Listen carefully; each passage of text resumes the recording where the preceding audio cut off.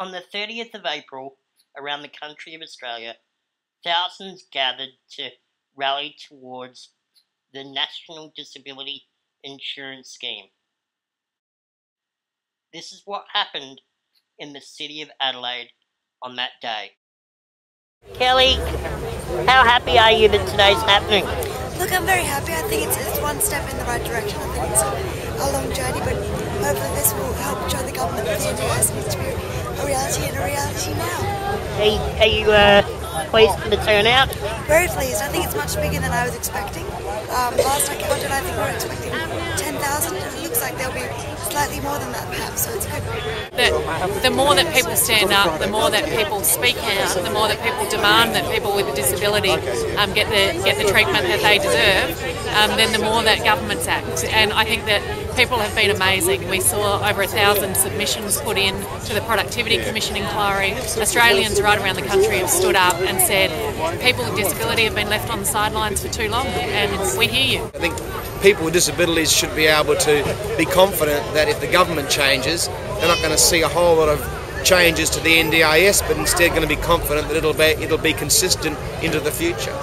G'day everyone, it's great to see so many people here today. A little bit more information about me. I am 55 and I've had spinal muscular atrophy since birth. I have been married, but I had to get divorced as my husband was finding the strain of disability too much, so there's a loss. I'm now divorced and live alone in my own home and manage quite well. I'm a disability rights activist and have been fighting for our rights for over 40 years. I remember my first action as an activist. I was living at Somerton Crippled Children's Home when I was 14 and 15 years old. The sister came in at 7 o'clock on a Sunday morning and pulled all the bedclothes off me and told me to get up. I had never been treated like that before and I wasn't about to let it start now. I knelt up in bed and shouted at her, "Well, I'm certainly not getting up now," and pulled the bedclothes back and lay down again. She went away and she never did it again. There are so many things we've had to fight for and still many things to go. And of course that is why we are all here today, to let the government and the community know that we want equal rights and opportunity. And the NDIS is the way to make that happen, and it is essential that it happens now. For too long we have led narrow lives with no means to get a good education, a job, or even to have a shower more than twice a week. We have been stopped from achieving our full potential. No one has ever seen how capable we are because we have never been given the chance. The National Disability Insurance Scheme can change that forever. I have been involved in the self-managed funding scheme here in South Australia, which is part of what the NDIS will offer. I have been a participant and also sat on the Self-Managed Funding Consultative Committee, which advised the government through the early stages of the scheme. Managing my own funding has been simple and rewarding because it recognises my individual needs and ambitions. I can now choose to manage my life in relation to my disability. I do everything else well, so of course I can do that well as well. I organise my own workers and rosters and pay the bills. But it's more than that. I can choose other ways to have my needs met with the same funding. Before self-managed funding, my support workers went to the supermarket and did my shopping for me. It took them over an hour and cost $30 to $50 of my funding. Now I get my supermarket shopping delivered. I order it online and I can look at everything I want to look at. And I get it delivered for $10, which is a saving of around $30. What a bargain. This is obviously a more efficient way to use my funding. Perhaps now I can have 3 showers a week. I also pay for my Vital Call emergency assistance service. I use some funding towards the cost of tailor-making some of my clothes so that I can dress myself easily. A little bit goes towards my electricity bill so I don't freeze in the winter. And that is my choice. And that's what I can do with self-managed funding. The NDIS will enable choice for all people with disability. It will allow us to choose who supports us. Many people with disability have been trapped and dependent on family to support them because there hasn't been the funding to live an independent life.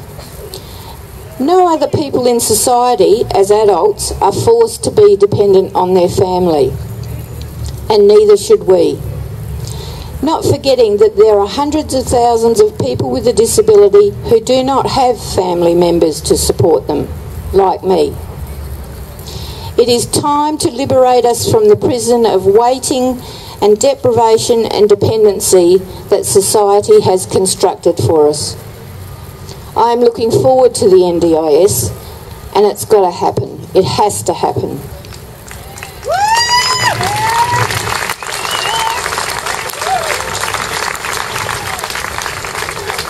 I am looking forward to the time when my people can grow and flourish and explore and enjoy and contribute to the world just like everyone else.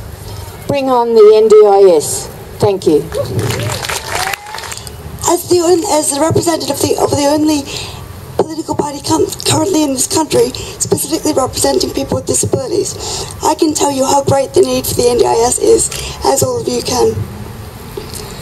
Every day I get calls from Australians with disability telling me how they're struggling to live their lives with autonomy, control and dignity. Now is the time for us as a community to stand together and show the state and federal governments alike that we need to make the NDIS real, and do so now. Medicare, or Medibank as it was known when it was first introduced, was introduced back in the 1970s. When it was first mooted more than 40 years ago, there were detractors. Many in the Australian Medical Association at the time were opposed, and the Militant General Practitioners Society said that the country had fallen into the hands of the socialists. Some thought it would see the collapse of our health system, as it would be so costly. As history shows us, the sky did not fall in. This was not the case, and our current Medicare system, although it has its flaws, is the envy of many even developed nations. So how does this relate to the NDIS? Well, as we all know, there are still some detractors to this scheme. We're yet to see the dollars fully committed to this plan. While some may say that we cannot afford an NDIS, I am here, and I'm sure you all know that we can't afford not to have an NDIS. With an NDIS, people with disability will be able to fully contribute to their society and their community, not just socially but economically as well. It will give people the opportunities they need and the opportunities they're currently missing to participate in the work and education forces. At present, whether you are born with a disability or acquire one later through an accident or illness, the funding and support you receive is of random chance and a postcode lottery. This should not happen. We've banded here together today to show the state and federal governments alike that we're not going to tolerate it any longer. To everyone out there without a disability at the moment, you should know that unfortunately you are just one car crash or one stroke away from permanent and or debilitating disability. If this occurs, you should have the right to know that you'll be looked after by the society in which you live, and will be able to rehabilitate yourself and contribute to the full potential for the remainder of your life. So, having established this safety support net for people with disabilities is indeed a human right. But where will the money come from to fund this? The cost of the NDIS is estimated to be some $18 billion per year currently.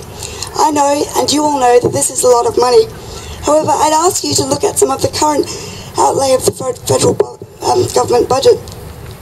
For example, last week, the federal government gave almost $7 billion Australian dollars to the International Monetary Fund's European bailout. Okay, this may be essential. There's some debate on that. But it's a lot of money to give to already developed nations. But what about tax concessions to the mining sector? All up, the Australia Institute found they add up to $15 billion per year, which could almost completely fund the NDIS in itself. Each year, also by Australian Institute estimates, the federal government hands out $10 billion to the super wealthy of this country in superannuation concessions. Yes, these all might be important areas in some ways of our federal budget, but we need to consider the true social and economic benefits, and indeed the human right basis of Australians with disabilities, those that have them currently and those that will acquire them, whether through age, illness or accident in the future. This is a scheme for all Australians, and as one of the most developed and wealthy nations in the country, we can and must make it happen now. Thank you. People with a disability never have to worry again about where the next dollar is coming from. They never have to worry about whether they acquired their injury throughout their life or whether they were born with a disability. Those kinds of discrepancies must be swept away, and people with a disability and their carers and supporters should know that disability issues are above politics, that both Labor and Liberal will never allow people with disability again to be treated as second-class citizens in this country. People with disability should not be left to struggle on the margins of our society. We all agree that people with disability must not be left to suffer in silence, unsupported and unappreciated. And we all agree that as a nation, we have sidelined and neglected Australians living with disability for decades, and it must stop now. Shortly after this rally, Julia Gillard made an announcement that the NDIS would start as early as June 2013. For more information, please go to everyaustraliancounts.com.au to get more information and to spread the word.